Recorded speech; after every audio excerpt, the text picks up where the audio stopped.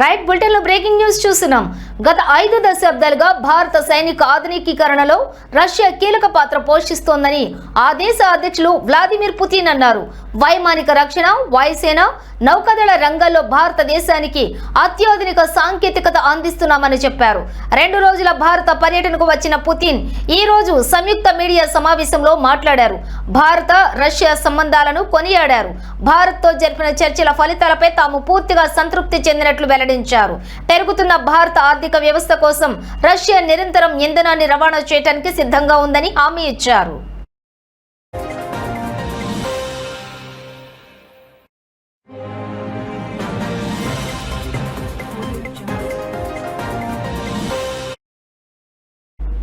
International north south transport corridor విస్తరణలో రవాణా, వాణిజ్య రంగంలో కొత్త అవకాశాలు పెరుగుతాయని పుతిన్ చెప్పారు.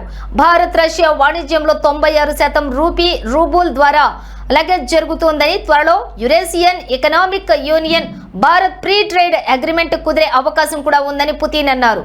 వచ్చే ఏడాది భారత్ బ్రిక్స్ అధ్యక్ష పదవి చేపడుతోందని, భారతీయ స్నేహితులకు అవసరమైన అన్ని సహాయాలను అందిస్తామని పుతిన్ చెప్పారు.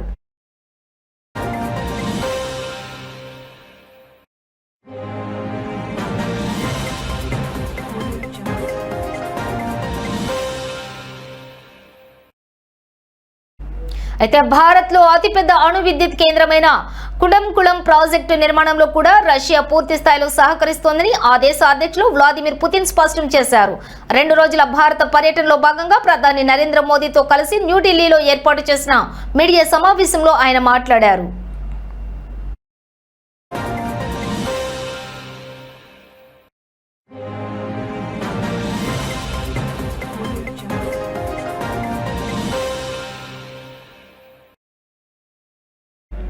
కూడంకుళం అణు విద్యుత్ కేంద్రం నిర్మాణం మా ఫ్లాగ్ ఫిష్ ప్రాజెక్ట్ తమిళనాడులోని ఈ ప్లాంట్ లో మొత్తం 6 రియాక్టర్లలో ఇప్పటికే 2 పనిచేస్తూ ఉండగా మరో 4 నిర్మాణ దశలో ఉన్నాయి. అయితే ఈ ప్లాంట్ పూర్తి సామర్థ్యంతో పనిచేయడం మొదలు పెడితే భారత ఇంధన అవసరాలకు ఇది ఎంతగానో దోహదపడుతుంది అని పుతిన్ అన్నారు.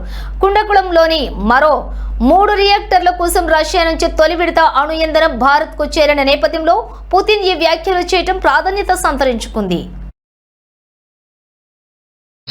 To provide loans for large joint projects.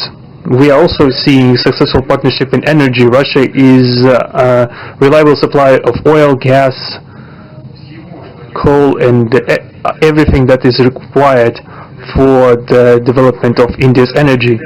We are ready to continue uninterrupted shipments of fuel for the fast-growing Indian economy. Of course, the bilateral interaction in energy does not limit to that.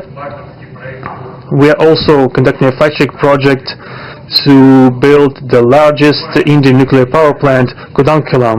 2 out of 6 reactor units have been already connected to the energy network and 4 renewables are